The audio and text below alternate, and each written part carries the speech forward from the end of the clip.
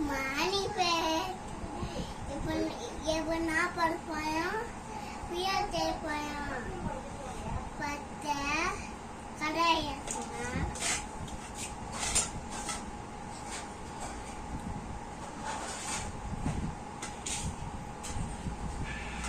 பத்த பிரியாணி கொட்டணும்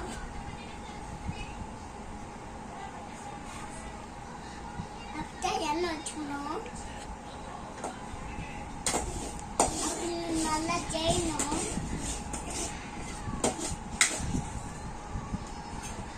நல்லா செஞ்சுட்டு